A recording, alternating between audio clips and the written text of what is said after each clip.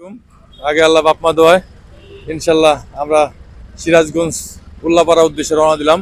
সবাই আমাদের জন্য দোয়া করবেন ইনশাল্লাহ। এই গাড়ি সি লাইন 11:30 থেকে চালু।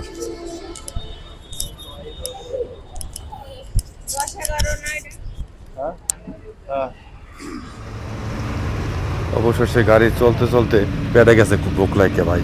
এখন তো খাওয়া লাগবে, পেট তো আর মানবে না। তার জন্য এই যে সামনে আগাই গেছে। আমরা বললাম যে গাড়ি কখন থামবে, কখন খাবো। বলছে ভাই একটু দেরি করে, ঠিক আছে।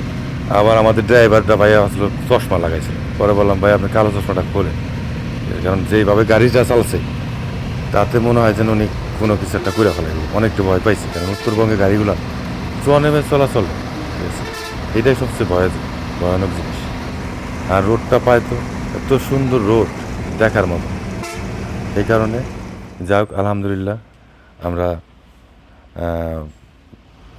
কাছাকাছি চলে আসছি। অনেকটা মানে বসতে বসতে কী অবস্থা, হাত পাও এই একবার দাঁড়ায় একবার উঠি, পাও ব্যথা হয়ে গেছে। কারণ দেখেন মাদারপুর থেকে ঢাকার থেকে আবার এই সিরাজগঞ্জ উল্লাপাড়া সেই মানিক ভাইয়ের বাড়িতে এতটা জার্নি করছি ভাই, ঠিক আছে। যদি দেখতেন বুক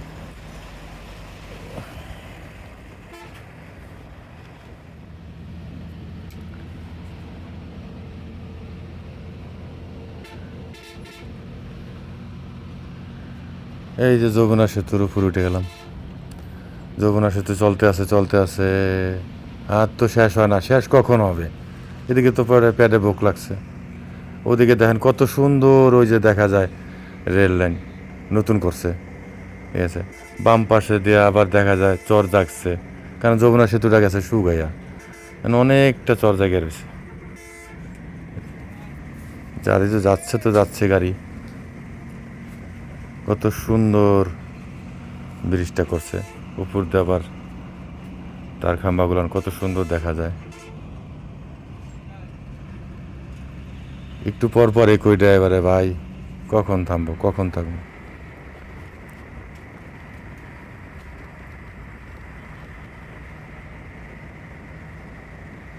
ওই যে চরগুলান, ওই যে নদীর চর জায়গায় রয়েছে, বালুর চর।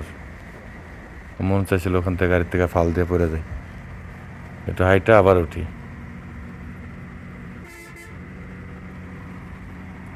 পারলাম না, বাইক না আবার গেছে না মামা দরকার নেই, সামনে হোটেল আছে, আগে খাইয়ে নেন।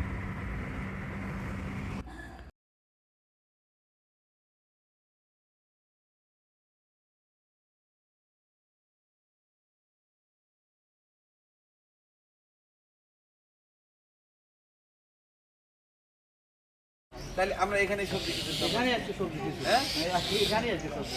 আচ্ছা ঠিক আছে। কোথা থেকে আপনারা? সেই মাদারপুর থেকে। মাদারীপুর ফরিদপুর? হ্যাঁ ফরিদপুর ছাড়াই মাদারপুর। মাদারীপুর পদ্মা, বুড়িগঙ্গা, তুরাগ নদী এবং যমুনা নদী পার হয়ে আসছে। আচ্ছা ঠিক আছে, আপনি নিয়ে রাখবেন না? হ্যাঁ, আমার পুরো ফ্যামিলি আছে। এটা আমার ওয়াইফ, ঠিক আছে। এই কাজ আমাদের খুব ভালো লাগে, এজন্য আমরা আসি করে আর আসতে পারতেছিলাম না। আশাগুলো চাইছে তাই আসছি।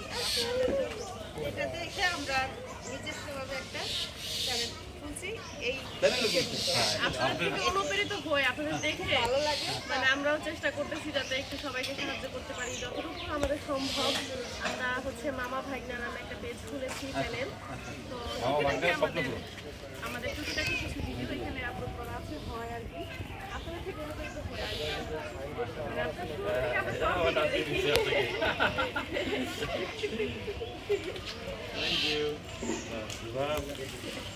আসলে সার্থকতা এটাই, কারণ আমি যে কাজগুলো করছি মানুষের কতটুকু ভালো লাগছে বা লাগছে না,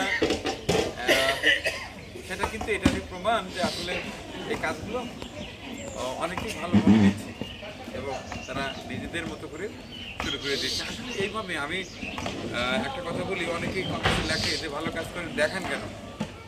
আমি কিন্তু বলি যে মানুষ ভালো কাজ দেখেই শেখে। খারাপ কাজ দেখে খারাপ শেখে। তা আমি চেষ্টা করে যাচ্ছি, দেখাচ্ছি এই কারণে যে তোমরা দেখো, শেখো এবং ভালো কাজ করো। কারণ আমাদের দেশ ছোট্ট দেশ, সোনায় সোনায় ভরে উঠবে যদি আমরা প্রতিটি মানুষ পজিটিভভাবে দেশকে নিয়ে চিন্তা করি, মানুষকে নিয়ে ভাবি। কারণ মহান পাক রব্বুল আলামিন আমাদের পৃথিবীতে পাঠিয়েছেন তার সৃষ্টির শ্রেষ্ঠ জীব করে, আমাদের জ্ঞান দিয়েছে, বুদ্ধি দিয়েছে, মেধা দিয়েছে এবং বলেছে তোমরা মানুষ আমার শ্রেষ্ঠ সৃষ্টি, তোমরা ভালো কাজ করো। কিন্তু আমরা কি করি? আমরা অন্যের জমি ছাটি, মাপে কম দেই, খাদ্যে ভেজাল দেই, একেবারে বেশি পয়সা ইনকামের জন্য দেশের 12টা বাজিয়ে ছাড়ি। এটা হওয়া উচিত না। আমি একজন সাধারণ মানুষ, সাধারণভাবে কাজ করে যাচ্ছি, মিডিয়াতে প্রচার করছি। তার প্রধান কারণ হচ্ছে মানুষ ভালো কাজ দেখুক, শিখুক, করুক। যেমন আসছে অনেক দূর থেকে, অনেক কষ্ট করে, পুরো ফ্যামিলি আমার ভিডিও দেখে। আজকে দেখেন কত মিষ্টি নিয়ে আসছে আরেকটা জিনিস হলো আমার মেহমানদের জন্য না? এই হ্যাঁ মেহমানদের জন্য মিষ্টি নিয়ে আসি। আর হলো আপনার যে সবজি খিচুড়িটা দেখি, মানে আমার মনে হয় ঢাকা পয়সা বা মাথা পয়সা মানে আমি খাই। এখন মজার বিষয় হচ্ছে যে আজকে তো সবজি খিচুড়ির শুভ উদ্বোধন। আপনি কি মাদারীপুর থেকে সবজি কাল কেনার ভিডিও এটা দেখছেন? কপাল কপাল, এটা আমাদের নাকি নসিব, খুবই সেন্ট ভাগ্য। ঠিক আছে, খুবই ভাগ্য। গ্রামে আজকে গ্রামে চলে আসছি আর কি আমরা। তাই আমরা সবসময় দেখি সবজি খিচুড়িটা হয়, খুব লোভনীয় লাগে দেখতে। মনে হয় যদি একটু খেতে পারতাম গিয়ে। আল্লাহ আজকে আমাদের আল্লাহ কবুল রিজিকে করছে, হায়াত আল্লাহ রাখিয়ে কবুল করছে। রাখছে। আচ্ছা আজকে আরো একটা সুখবর আছে। আমার কিছু ভাই ভাতিজা না, ওরা করে কি আমাদের এলাকার যে খাঁটি সরিষা উৎপাদন হয়, ওখান থেকে সেই সরিষা সংগ্রহ করে তারা নিজেরাই আচ্ছা, আলহামদুলিল্লাহ চিত্রপুরী মানিক ভাই বাসায় পৌঁছালাম, তার বাড়িতে। এই যে চিত্রপুরী মানিক ভাই বাড়িতে, আলহামদুলিল্লাহ খুব ভালোভাবে আসছি, সবাই ফ্যামিলি নিয়ে আসছি। ঠিক আছে, যাক, অনেক কিছু আছে, সঙ্গে থাকবেন, মিস করবেন না, খবরদার, অবশ্যই দেখবেন ইনশাল্লাহ।